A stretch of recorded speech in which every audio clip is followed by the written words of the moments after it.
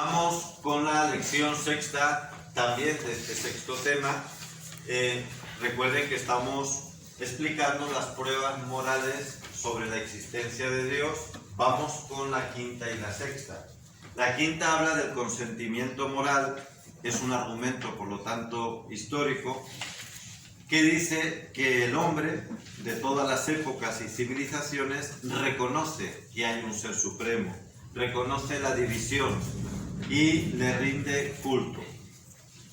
Por ejemplo, Cicerón decía esto mismo, ¿no? Que es algo innato a todo ser. Y por lo tanto, si todo pueblo, toda nación, todas las personas de cualquier época han reconocido la existencia de este ser supremo, es que tiene que existir. Pero claro, es una prueba moral, no es metafísica, porque luego te vienen algunos antropólogos y dicen, por ejemplo, aquí lo comentan de los pemones, no sé si será cierto, pero yo he escuchado a algún estudioso de la cultura pemona que dice que no es religioso, que los pemones nunca han tenido en su civilización signos religiosos, lo cual yo dudo mucho, pero bueno, pues yo digo que son pruebas, las pruebas morales que no son concluyentes como las metafísicas, porque siempre vas a encontrar a alguien que diga no, esto de el consentimiento universal no es tal, porque esta o la otra cultura indígena pues no era religioso. Ya con eso te lo tumban, claro, por lo menos está herido de muerte. Y por último vamos a ver y a detenernos un poquito más en las pruebas antropológicas, que tienen fuerza propia. Incluso algunos llegan a decir que pueden equipararse con las pruebas metafísicas por la fuerza que tienen. ¿Y qué es lo que en esencia dice estas pruebas antropológicas, de las cuales luego vamos a hablar de algunas de ellas, en concreto la de Pascal y la de Kierkegaard? Lo que vienen a decir las pruebas antropológicas es que la propia constitución del ser humano, tal como nosotros somos, exige la existencia de Dios. Porque el ser humano, de por sí mismo, por su propia naturaleza, es alguien que está religado estructuralmente. Es alguien relacional en su propia esencia. Y relacional o religado no solo con su familia o con sus semejantes, sino también con alguien superior a él que le dio la vida y con el cual también tiene una serie de deberes y de obligaciones.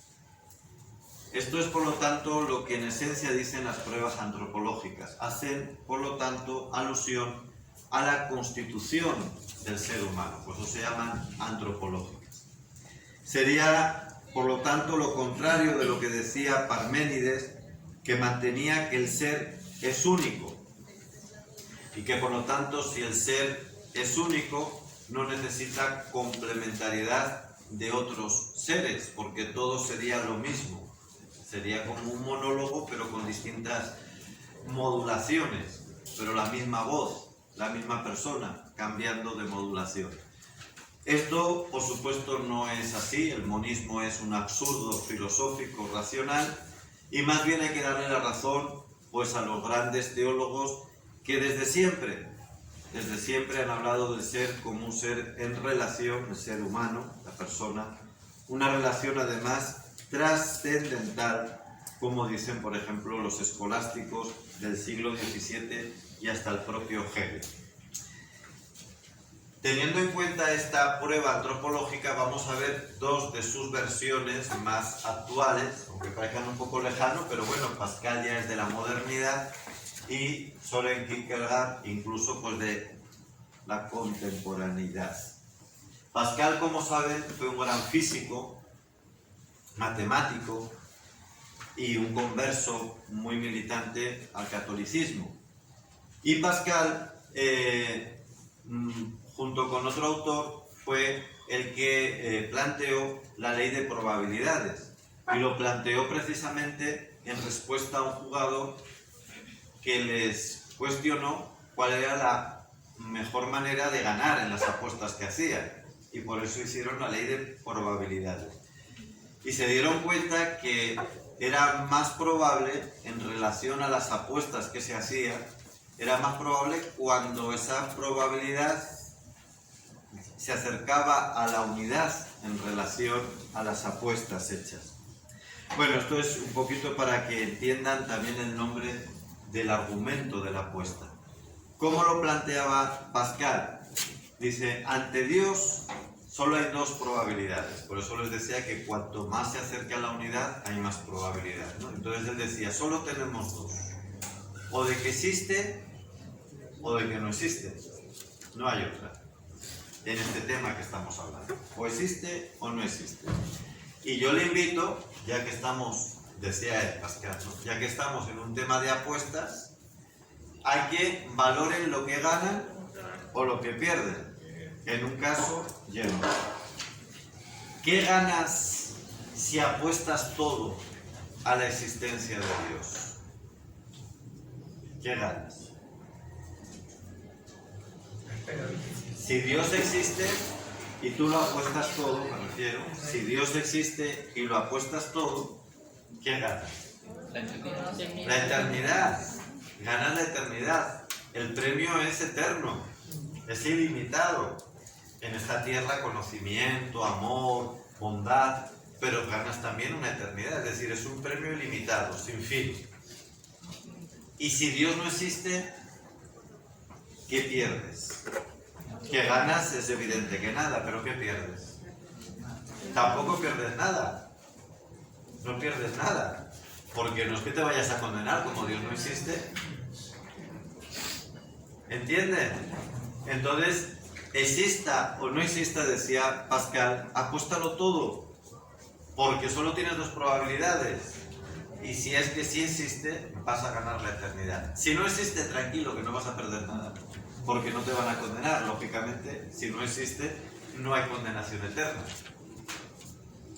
Bueno, pues suena un poquito extraño que lo compare con la apuesta, pero lo entienden si tienen en cuenta lo que les dije de la ley o el cálculo de probabilidades que él desarrolló junto con Fermat, que era otro científico de su época. Pero es lo que plantea en serio Pascal, ¿no? Dice, en la existencia de Dios el hombre se está jugando en realidad todo y no merece la pena que ante esto juguemos a perdedores, que juguemos a que no existe, porque entonces estaremos perdiendo la eternidad. Vamos ahora al argumento de Søren Kierkegaard, 200 años después. Kierkegaard, que fue teólogo, pensador, literato danés de Dinamarca, muy religioso, pero también muy atormentado. Y de hecho su argumento se llama de la desesperación.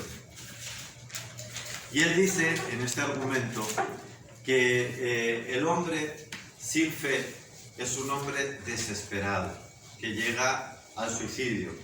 De hecho, Kierkegaard, que toda su filosofía siempre está en este diálogo entre la desesperación y la esperanza, lo consideran el padre del existencialismo contemporáneo, del que luego vamos a hablar también, si nos da tiempo, en la parte de filosofía de la religión, ¿no? Existencialismo. Él se le considera el padre de esta corriente, ¿no? Que luego ha ido teniendo distintas ramas. Y él dice, el tránsito a la fe es un proceso gradual de desengaño que culmina en la máxima posibilidad de libertad, que es escoger a Dios. Al final, si escoges a Dios, alcanzas el grado máximo de libertad. Pero lo tienes que hacer radicalmente, porque si te quedas en medio, lo que vas a encontrar es un desengaño y una angustia que te va a llevar a la desesperación. Claro, esto en realidad, que tiene razón, pero que hay que fundamentar metafísicamente ambas pruebas, hay que fundarlas metafísicamente, no vale este argumento, o no vale solo, mejor dicho, no vale solo este argumento moral. Pues es lo que dio pie al no fundar bien metafísicamente, al no fundar bien metafísicamente la existencia de Dios y derivar la existencia de Dios a pruebas meramente morales, sea la de Pascal, sea la de Kierkegaard, sobre la desesperación, sobre la angustia, que solo tiene respuesta en la entrega radical y el abandono absoluto en Dios. Pero esto al final dio pie que en el siglo XX y en lo que llevamos de XXI, al haber rechazado lo metafísico, se considere lo religioso como un sentimiento opcional, un sentimiento subjetivo, que bueno, Kierkegaard, pues porque era un ser de allá de la zona norte de Europa, donde hace mucho frío y ahí viven normalmente angustiados porque viven todo el día metidos en casa dándole vueltas a sus problemas. Estoy intentando de ironizar un poco para que vean qué es lo que argumentan en contra de Kierkegaard, ¿no? Y en parte con razón, porque al no poner unas pruebas metafísicas da pie a que tus argumentos lo consideren como algo propio de tu carácter o de tu personalidad. Bueno, eso es Kierkegaard, que era así. Pues era Pascal, que también era demasiado radical, pues era un espíritu muy matemático, entonces todo lo reducía a fórmulas, pero yo no soy así, yo soy caribeño, yo soy de otro estilo, entonces yo no tengo por qué aceptar esos argumentos. Y en parte tienen razón, Y de hecho, el no haber fundado bien la existencia de Dios, en parte, no digo que sea la única razón, explica el ateísmo contemporáneo del siglo XX y del siglo XXI. Es decir, ese ateísmo que se basa precisamente en que, como empiezan a dialogar, por ejemplo, con Kierkegaard, dicen, no, tú dices que Dios es el que te capacita, el que te posibilita ser enteramente libre. Pero dice Feuerbach o dice Marx, dicen, es al contrario, o Nietzsche, dicen, Dios es el que te limita tu libertad,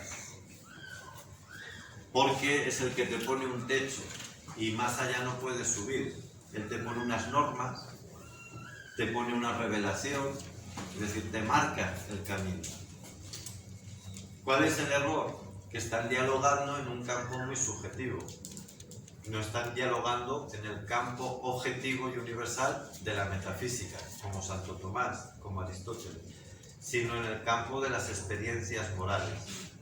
Por eso les decía que los argumentos morales son válidos, son complementarios a los de la metafísica, dan más credibilidad a la existencia de Dios, sirven muy bien pues para los creyentes, para los que ya estamos claros en las cosas, nos sirven pues para fortalecernos, pero en el diálogo cultural y filosófico han hecho hasta daño, porque al derivar la existencia de Dios hacia lo subjetivo, hacia el argumento moral, pues claro, da pie al uno y a lo contrario. Kierkegaard dice, Dios, posibilidad de libertad. Nietzsche, Dios, el que imposibilita mi libertad. Pascal, Dios, el que me da la eternidad, pero sin argumentar metafísicamente. Y los otros dicen, Marx viene, o Feuerbach, y dice, Dios, el que con la justificación de la eternidad te aliena, te impide realizarte como hombre libre y luchar contra las injusticias en esta tierra. Por eso la existencia de Dios hay que justificarla metafísicamente. Moralmente vale, pero solo moral no.